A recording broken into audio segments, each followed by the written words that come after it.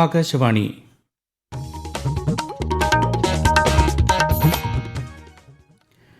നമസ്കാരം. പ്രാദേശിക വാർത്തകൾ വായിക്കുന്നത് അക്ഷയ് ഷാജി.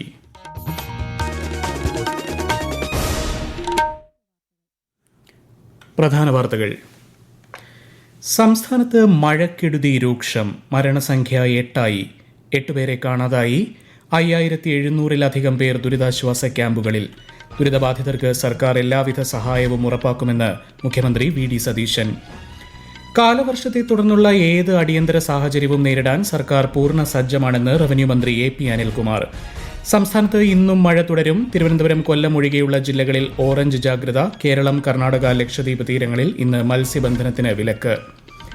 ലഹരിമുക്ത ഭാരതത്തിനായി യുവാക്കളെ അണിനിരത്തുന്ന നശാമുക്ത് യുവ ഫോർ വികസിത് ഭാരത് സങ്കൽപ് അഭിയാന് പ്രധാനമന്ത്രി നരേന്ദ്രമോദി ഇന്ന് തുടക്കം കുറിച്ചു. സംസ്ഥാനത്ത് 73,000-ലധികം പൊതുവിഭാഗം റേഷൻ കാർഡുകൾ മുൻഗണനാ വിഭാഗത്തിലേക്ക് മാറ്റിയതിന്റെ വിതരണോദ്ഘാടനം നാളെ തിരുവനന്തപുരത്ത് മുഖ്യമന്ത്രി വി.ഡി. സതീശൻ നിർവഹിക്കും. കോമൺവെൽത്ത് ഗെയിംസിൽ 4ാം സ്ഥാനത്തേക്ക് മുന്നേറി ഇന്ത്യ. മെഡൽ നേട്ടം 39. വാർത്തകൾ വിശദമായി. വികസിത ഭാരതം എന്ന ലക്ഷ്യത്തിലേക്ക് രാജ്യം കുതിക്കുമ്പോൾ ഇന്ത്യയിലെ യുവതലമുറ ശാരീരികക്ഷമതയും മാനസിക കരുത്തും ആത്മവിശ്വാസവും ഉള്ളവരായി മാറണമെന്ന് പ്രധാനമന്ത്രി നരേന്ദ്രമോദി. ന്യൂഡൽഹിയിൽ നശാമുക്ത് യുവ ഫോർ വികസിത് ഭാരത് സങ്കൽപ് അഭിയാൻ പദ്ധതിയുടെ ഉദ്ഘാടന ചടങ്ങിൽ ഓൺലൈനായി സംസാരിക്കുകയായിരുന്നു അദ്ദേഹം. യുവാക്കൾ എപ്പോഴും ലഹരി വസ്തുക്കളിൽ നിന്ന് അകന്നു നിൽക്കണമെന്നും ആരോഗ്യകരമായ ജീവിതശൈലി സ്വീകരിക്കണമെന്നും പ്രധാനമന്ത്രി ആഹ്വാനം ചെയ്തു. ലഹരി ഉപയോഗത്തിനെതിരെയുള്ള 100 ആഴ്ച നീളുന്ന ജനകീയ പ്രചാരണ പരിപാടിക്കാണ് ഇതോടെ രാജ്യത്ത് തുടക്കമാകുന്നത്. ലഹരിമുക്ത സമൂഹം എന്ന ലക്ഷ്യത്തോടെ എല്ലാ ഞായറാഴ്ചകളിലും ബോധവൽക്കരണവും പൊതുജന പങ്കാളിത്തവും ഉറപ്പാക്കുന്ന വിവിധ പരിപാടികൾ സംഘടിപ്പിക്കുമെന്നും അദ്ദേഹം വ്യക്തമാക്കി.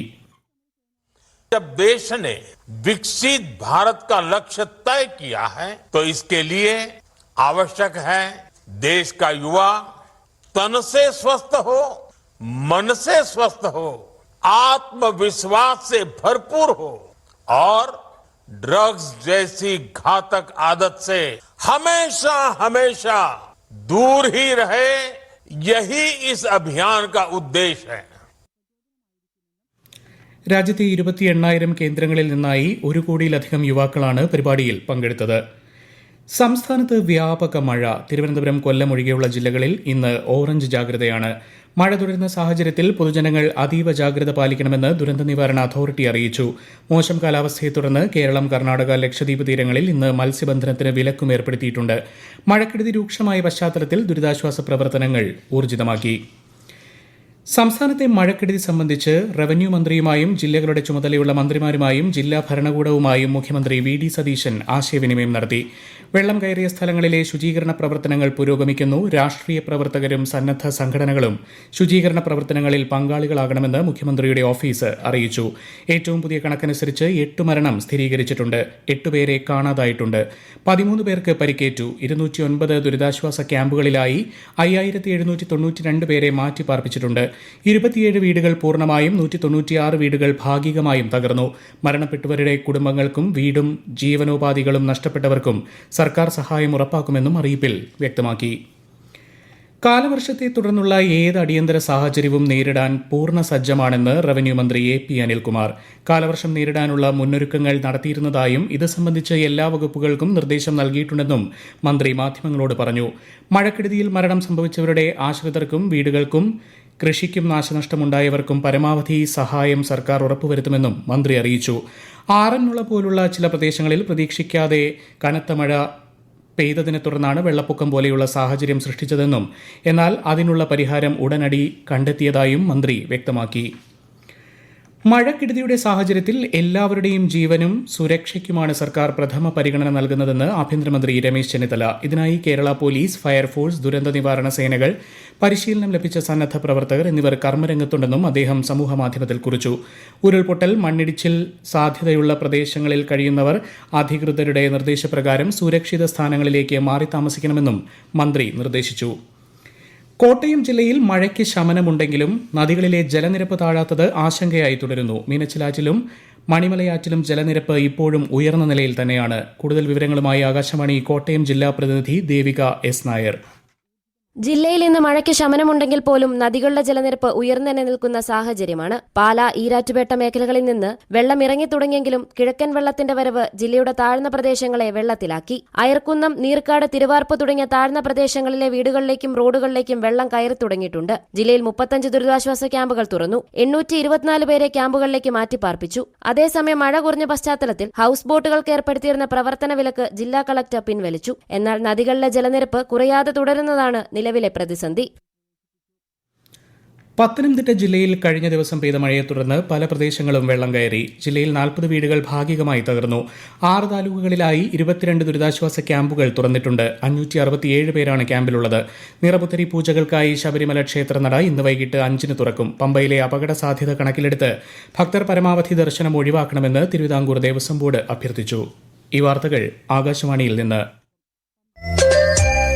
ആകാശവാണി വാർത്തകളും വാർത്താ അധിഷ്ഠിത പരിപാടികളും all India radio news Thiruvananthapuram YouTube ചാനലിലും @all India radio news Thiruvananthapuram Facebook പേജിലും AIR ന്യൂസ് _ തിരുവനന്തപുരം ഇൻസ്റ്റഗ്രാം അക്കൌണ്ടിലും @AIR ന്യൂസ് _ TVM X ഹാൻഡിലും ലഭ്യമാണ്.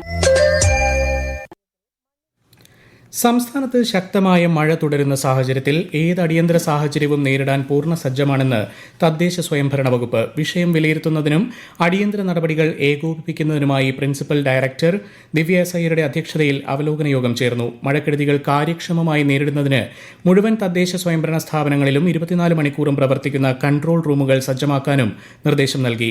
വയോജനങ്ങൾ, ഭിന്നശേഷിക്കാർ, ഗർഭിണികൾ തുടങ്ങിയവരുടെ സുരക്ഷ ഉറപ്പാക്കാനും നിർദ്ദേശിച്ചിട്ടുണ്ട്. വയനാട് ജില്ലയിൽ കനത്ത മഴയെ തുടർന്ന് 23 ദുരിതാശ്വാസ ക്യാമ്പുകളിലായി 1068 പേരെ മാറ്റി താമസിപ്പിച്ചു. വൈത്തിരി, മാനന്തവാടി, സുൽത്താൻ ബത്തേരി താലൂക്കുകളിൽ വെള്ളപ്പൊക്കം, മണ്ണിടിച്ചിൽ ഭീഷണിയുള്ള പ്രദേശങ്ങളിലെ ആളുകളെയാണ് മാറ്റി താമസിപ്പിച്ചത്. 2 ദിവസമായി തുടർച്ചയായി പെയ്യുന്ന കനത്ത മഴയിൽ കോഴിക്കോട് ജില്ലയിൽ പലയിടത്തും വെള്ളക്കെട്ട് രൂക്ഷം. തീരദേശങ്ങളിലുള്ള വീടുകളിലും ഗ്രാമീണ റോഡുകളിലും വെള്ളം കയറി. കൂടുതൽ വിവരങ്ങളുമായി ആകാശവാണി കോഴിക്കോട് ജില്ലാ പ്രതിനിധി നസീർ ബാബു. കോഴിക്കോട് ജില്ലയിൽ 2 ദിവസമായി തുടർച്ചയായി പെയ്യുന്ന കനത്ത മഴയെ തുടർന്ന് ഇരുവഞ്ഞിപ്പുഴയിലും മാമ്പുഴയിലും ചെറുപുഴയിലും പൂനൂർ പുഴയിലും ജലനിരപ്പ് ക്രമാതീതമായി ഉയർന്നു. ഇതോടെ ചാത്തമംഗലം, മാവൂർ, മുക്കം, കാരശ്ശേരി, കുരുവട്ടൂർ, കൊക്കോടി പഞ്ചായത്തുകളിലും കോഴിക്കോട് കോർപ്പറേഷന്റെ താഴ്ന്ന പ്രദേശങ്ങളും വെള്ളപ്പൊക്ക ഭീഷണി നേരിടുന്നുണ്ട്. കണ്ണാടിക്കൽ, പറമ്പിൽ ബസാർ, പറയഞ്ചേരി, കോട്ടൂളി, കുറ്റിക്കാട്ടൂർ തുടങ്ങിയിടങ്ങളിൽ വ്യക്തമായ വെള്ളക്കെട്ടുണ്ട്.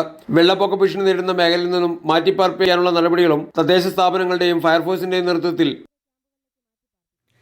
കണ്ണൂർ ജില്ലയിൽ ഇന്ന് മഴയ്ക്ക് ശമനമുണ്ടെങ്കിലും മഴക്കെടുതി തുടരുകയാണ്. ജില്ലയിലെ 32 വില്ലേജുകളെയാണ് മഴ സാരമായി ബാധിച്ചത്. 12 വില്ലേജുകളിൽ നാശനഷ്ടമുണ്ടായി. 47 വീടുകൾ ഭാഗികമായി തകർന്നു. ജില്ലയിൽ 18 ദുരിതാശ്വാസ ക്യാമ്പുകളാണ് പ്രവർത്തിക്കുന്നത്. 676 പേരെ ക്യാമ്പുകളിലേക്ക് മാറ്റിപ്പാർപ്പിച്ചു. ഒഴുക്കിൽപ്പെട്ട് 2 പേരെ കാണാതായി. ഇവർക്കായുള്ള തിരച്ചിൽ രാവിലെ പുനരാരംഭിച്ചു.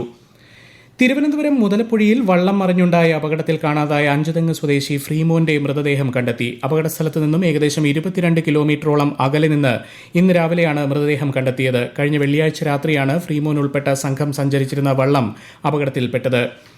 കൊല്ലത്ത് 2 അപകടങ്ങളിലായി കടലിൽ കാണാതായ 2 മത്സ്യത്തൊഴിലാളികൾക്കായി തിരച്ചിൽ തുടരുന്നു. കന്യാകുമാരി സ്വദേശി അർജുൻ, പുത്തൻതുറ സ്വദേശി ഗൗതം എന്നിവരെയാണ് കണ്ടെത്താനുള്ളത്. മറൈൻ എൻഫോഴ്സ്മെന്റും കോസ്റ്റൽ പോലീസുമാണ് തിരച്ചിൽ നടത്തുന്നത്.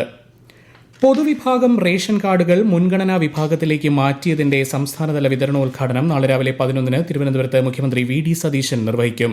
അർഹരായ 73,024 കുടുംബങ്ങൾക്കാണ് മുൻഗണനാ റേഷൻ കാർഡുകൾ നൽകുന്നത്. ഈ മാസം മുതലുള്ള സൗജന്യ റേഷൻ വിതരണോദ്ഘാടനവും ചടങ്ങിൽ നടക്കും. ഗ്ലാസ്ഗോയിൽ നടക്കുന്ന കോമൺവെൽത്ത് ഗെയിംസിന്റെ 10ാം ദിനത്തിൽ ഉജ്ജ്വല മുന്നേറ്റവുമായി ഇന്ത്യ. 4 കായിക ഇനങ്ങളിലായി 16 മെഡലുകൾ വാരിക്കൂട്ടി മെഡൽ പട്ടികയിൽ ഇന്ത്യ 4ാം സ്ഥാനത്തേക്ക് ഉയർന്നു. 13 സ്വർണവും 17 വെള്ളിയും 9 വെങ്കലവും അടക്കം ഇന്ത്യയുടെ ആകെ മെഡൽ നേട്ടം 39ആയി. 10 മെഡലുകൾ നേടിയ ബോക്സിംഗ് സംഘമാണ് മെഡൽ വേട്ടയ്ക്ക് നേതൃത്വം നൽകിയത്. പുരുഷന്മാരുടെ പാരാ ഷോട്ട്പുട്ടിലും ട്രിപ്പിൾ ജമ്പിലും ഇന്ത്യ 2 മെഡലുകൾ വീതം സ്വന്തമാക്കിയപ്പോൾ ജൂഡോയിലും അത്ലറ്റിക്സിലും ഓരോ മെഡൽ വീതവും കരസ്ഥമാക്കി. മെഡൽ നേടിയ കായിക താരങ്ങളെ രാഷ്ട്രപതിയും പ്രധാനമന്ത്രിയും ഉൾപ്പെടെയുള്ള പ്രമുഖർ അഭിനന്ദിച്ചു. പ്രധാന വാർത്തകൾ വീണ്ടും. സംസ്ഥാനത്ത് മഴക്കെടുതി രൂക്ഷം. മരണസംഖ്യ 8ആയി. 8 പേരെ കാണാതായി. 5700-ലധികം പേർ ദുരിതാശ്വാസ ക്യാമ്പുകളിൽ. ദുരിതബാധിതർക്ക് സർക്കാർ എല്ലാവിധ സഹായവും ഉറപ്പാക്കുമെന്ന് മുഖ്യമന്ത്രി VD സതീശൻ. കാലവർഷത്തെ തുടർന്നുള്ള ഏത് അടിയന്തര സാഹചര്യവും നേരിടാൻ സർക്കാർ പൂർണ്ണ സജ്ജമാണെന്ന് റവന്യൂ മന്ത്രി AP അനിൽകുമാർ. സംസ്ഥാനത്ത് ഇന്നും മഴ തുടരും. തിരുവനന്തപുരം, കൊല്ലം ഒഴികെയുള്ള ജില്ലകളിൽ ഓറഞ്ച് ജാഗ്രത. കേരളം, കർണാടക, ലക്ഷദ്വീപ് തീരങ്ങളിൽ ഇന്ന് മത്സ്യബന്ധനത്തിന് വിലക്ക്. ലഹരിമുക്ത ഭാരതത്തിനായി യുവാക്കളെ അണിനിരത്തുന്ന നശാമുക്ത് യുവ ഫോർ വികസിത് ഭാരത് സങ്കൽപ് അഭിയാന് പ്രധാനമന്ത്രി നരേന്ദ്രമോദി ഇന്ന് തുടക്കം കുറിച്ചു. സംസ്ഥാനത്ത് 73,000-ലധികം പൊതുവിഭാഗം റേഷൻ കാർഡുകൾ മുൻഗണനാ വിഭാഗത്തിലേക്ക് മാറ്റിയതിന്റെ വിതരണോദ്ഘാടനം നാളെ തിരുവനന്തപുരത്ത് മുഖ്യമന്ത്രി വി.ഡി. സതീശൻ നിർവഹിക്കും. കോമൺവെൽത്ത് ഗെയിംസിൽ 4-ാം സ്ഥാനത്തേക്ക് മുന്നേറി ഇന്ത്യ. മെഡൽ നേട്ടം 39 പ്രാദേശിക വാർത്തകൾ കഴിഞ്ഞു. അടുത്ത വാർത്താ പ്രക്ഷേപണം 12:50.